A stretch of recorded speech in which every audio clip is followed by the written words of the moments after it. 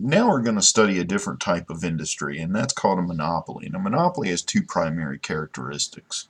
It's a single firm producing the only product of its kind. Okay, so it's just one firm, hence the first part of the word mono here. And there's significant barriers to entry into this industry. And we'll explore these barriers in just a second. But what that means is that, unlike perfect competition, it is not easy to move into this industry. In other words, it takes more than just a little bit of cash on hand.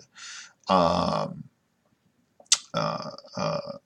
Having said that, there's also sometimes barriers to exit from this industry. And that doesn't really sound intuitive, but in other words, this firm producing this product of its kind may not be allowed to go bankrupt and leave the industry, for instance, because of the type of product it produces. Okay, now just as a side note,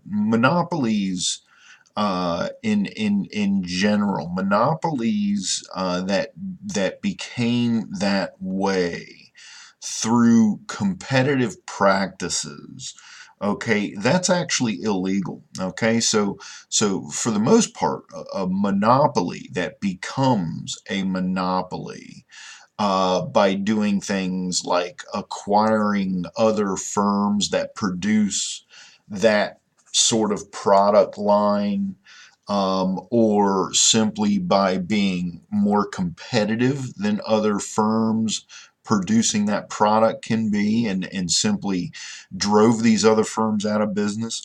That sort of monopoly, believe it or not, is illegal. Um, the ones we're exploring here, of course, are not illegal. Okay. But having said that, the legality, to a great extent, has much to do with the barriers to entry than it does anything else. In fact, we typically have three different types of legal monopoly. One type is literally called a legal monopoly, and we typically think of a legal monopoly as a monopoly that has a patent on a product. Okay, so a firm develops a product. They patent that product. By definition, then it becomes the only product of its kind. The government allows this to happen because the government owns, of course, the patent office, and produces these patents for the sole purpose of enhancing research and development.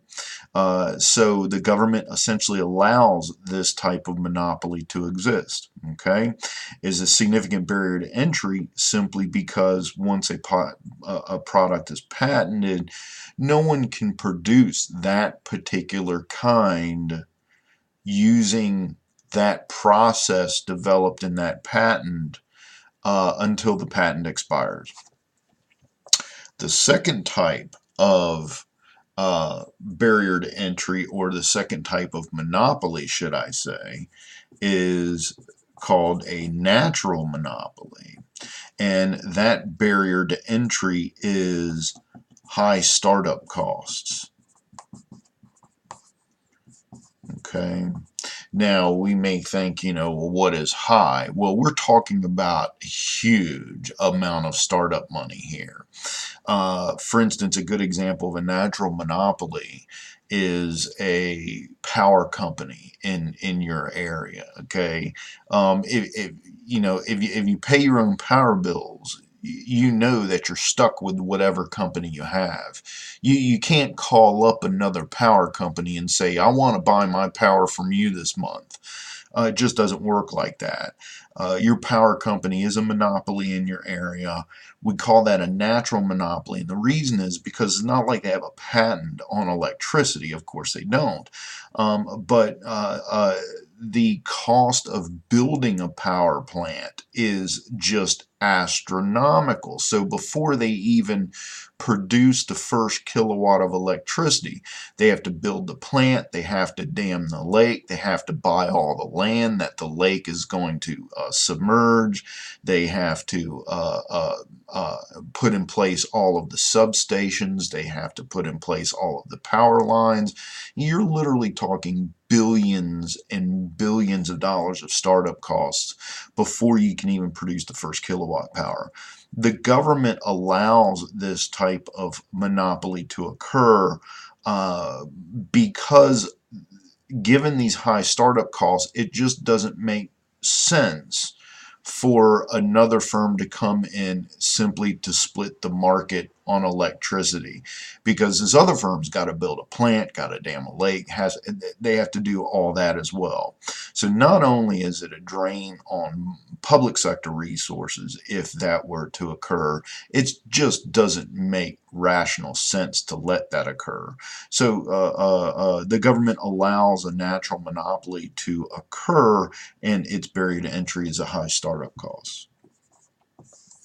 And lastly, there is a type of monopoly that exists because of the ownership of a resource. Now, just to let you know, what we're going to cover in these videos regarding monopoly is the first two. We're not going to cover the last one, but the last one's obvious enough.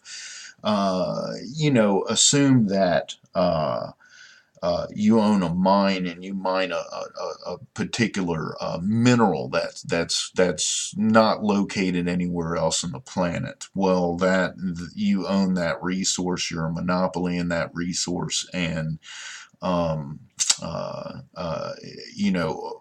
all intents and purposes, you exist by definition because there may be a demand for that mineral, but you're the only one who has it. You own the land where that mineral is. So, by definition, you're a monopolist. Now, the reason we're not going to study this is precisely because it is a rare occurrence, and it's just not very interesting. These two types of monopolies, legal monopoly and a natural monopoly, they're all around us. We interact with these types of monopolies every day in everything we do. So these are the interesting ones, and these are the ones we're going to explore.